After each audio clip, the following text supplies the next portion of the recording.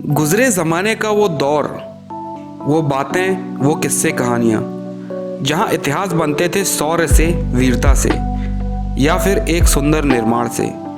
वो निर्माण जो बताते हैं जाट राजाओं के गौरवपूर्ण इतिहास और शान और शौकत के दौर की एक अनसुनी सी कहानी। तो दोस्तों स्वागत है आप सबका एक बार फिर मेरे YouTube चैनल पर। तो दोस्तों आज हम हैं भरतपुर के डीग में, जहां स्थित है भरतपुर के राजा सूरजमल द्वारा बनवाया गया जल महल, जो कि काफ़ी फेमस और प्रसिद्ध है। तो दोस्तों हमने इसकी टिकट परचेज कर ली है, जो कि 25 रुपये की एक टिकट है। तो दोस्तों चलते हैं अंदर और देखते हैं भरत डीग का जल महल और जानते हैं इससे जुड़े कुछ सुने किस्सों के बारे में।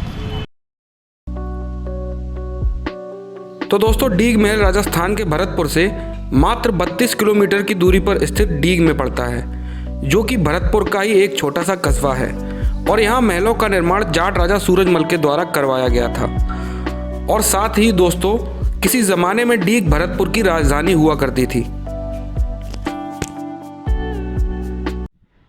तो दोस्तों जल महल की ये खासियत है कि यहाँ करीबन 2000 फव्वारे लगे हुए हैं।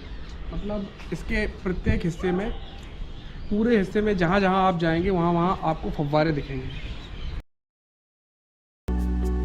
और साथ ही दोस्तों इन फव्वारों को लेकर यह एक रोचक बात है कि यह बिना किसी पंप और मशीन की सहायता से चलते थे। तो दोस्तों आगे हम चलते हैं सबसे पहले गोपाल भवन, जो कि जाट राजा सूरजमल का निवास स्थान माना जाता है, जो कि आज संग्रहालय के रूप में बनाया गया है। तो दोस्तों इस संग्रहालय के अंदर आने पर सबसे पहले पड़ता है दरबार हॉल, जहां राजा महाराजा किसी ज़माने में अपने खास लोगों के साथ सभाएं किया करते थे। तो दोस्तों इसके आगे आने पर मिलती है वो जगह जहां राजसी लोग भोजन किया करते थे। थोड़ा आगे चलने पर मिलती है वो जगह जहां राजा महाराजा कभी शतरंज खेला करते थे। इसके आगे चलने पर मिलता है महाराजा का शयन कक्ष।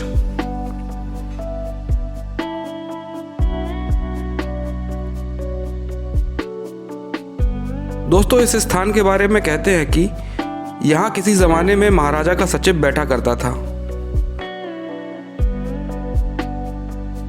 तो दोस्तों गोपाल भवन के बाहर आप जो ये झूला देख रहे हैं, इसे महाराजा सूरजमल के पुत्र जवाहर सिंह ने 1768 में जब दिल्ली जीती थी, तब वे इस झूले को दिल्ली से उखाड़ कर लाए थे। इस झूले के बारे में कहते हैं कि यह झूला नूरजहां का था। तो दोस्तों अभी आप जो मेरे पीछे देख रहे हैं, ये है उस समय का मदरसा, जो कि राजा सूरजमल के द्वारा बनवाया गया था। तो आइए चलकर देखते हैं क्या है इसमें। तो दोस्तों इस मदरसे के बारे में माना जाता है कि जब जाट राजाओं ने आगरा फतेह किया था, तब वे इसे आगरे से उखाड़ कर लाए थे। माना जाता है कि इस भवन को उखाड़ते वक्त इसके हर हिस्से पर नंबर डाले गए थे और फिर इसे यहाँ लाके नंबरों के हिसाब से फिर से बनाया गया था। माना जाता है कि यह मदरसा नूरजहां के बच्चों का था और साथ ही इसकी बनावट आगरे की इमारतों से काफ़ी मिलती जुलती है। दोस्तों अभी आप जो मेरे पीछे देख रहे हैं, ये हरिदेव भवन।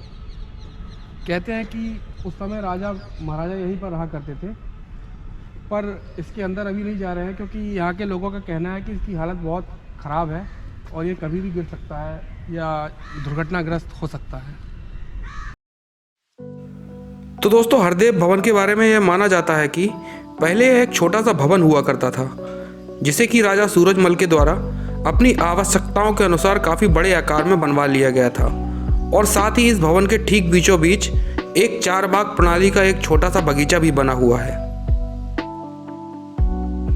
तो दोस्तों हरदेव भवन के पास ही स्थित है सूरज भवन, जिसे कि राजा सूरजमल के नाम पर 1756 से 1763 के बीच बनवाया गया था।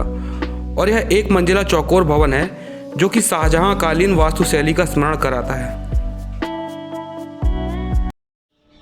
तो दोस्तों अभी आप जो मेरे पीछे देख रहे हैं, यह है किशन भवन, जिसे कि भरतपुर के राजा बलवंत सिंह ने 1826 से 1853 के बीच बनवाया था। तो दोस्तों इसके अंदर दीवाने खास लगा करता था उस समय का। और आप जो यहाँ देख रहे हैं, यहाँ राजा बैठा करते थे और यहाँ दीवाने आम हुआ करता था उस समय का। वैसे दोस्तों किशन भवन राजा बलवंत सिंह के समय में जरूर दीवाने आम या दीवाने खास रहा होगा, पर आज के समय में किशन भवन एक संग्रहालय है। तो दोस्तों ये जो देख रहे हैं आप, ये उस समय का बहुत पुराना कुआं है और ऐसे कुएं ज़्यादा कभी देखने नहीं मिलते, इसलिए आपको मैं इसको दिखाता हूँ कि किस तरीके का है।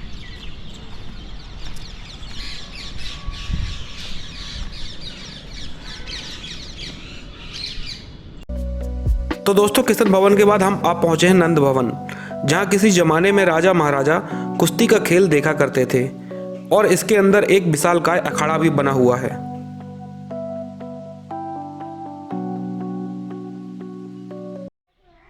तो दोस्तों ये है पुराने समय का एक तरीके का स्विमिंग पूल, जिसमें कि उस समय पहलवान वगैरह नहाया करते थे। आप देख सकते हैं किस तरीके का हुआ करता था पहले का पुराने ज़माने का स्विमिंग पूल। तो दोस्तों ये है केशव भवन, जिसे कि बारादरी भी कहते हैं, और इसकी विशेषता है कि ये करीब 300 फव्वारे हैं इसके अंदर, और ये एक बारिश का एहसास करा देने वाला एक कृत्रिम भवन है। और आकर देखते हैं क्या है इसके अंदर।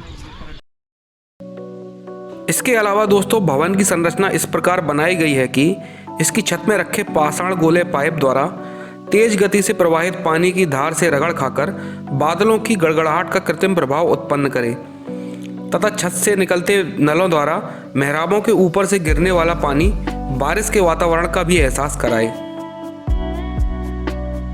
और दोस्तों इसके अलावा डीग के इस परिसर में हर तरफ 4 बाग की व्यवस्था में बना बागीचा आपको यहाँ देखने को मिलता है। और दोस्तों इसके अलावा डीग में पानी के लिए रूप सागर और गोपाल सागर नाम के 2 छोटे तालाब भी बने हुए हैं और इन तालाबों में पानी अंडरग्राउंड होकर गुड़गांव कहलान नहर से आता है। इसके आगे ये जो आप गोपाल सागर में बना महल देख रहे हैं, इसे कहते हैं सावन भादो महल। तो दोस्तों बाएं हाथ पर बना है सावन और दाएं हाथ पर बना है भादो महल। इन महलों में मौसम के हिसाब से महाराजा बैठा हुआ रुका करते थे।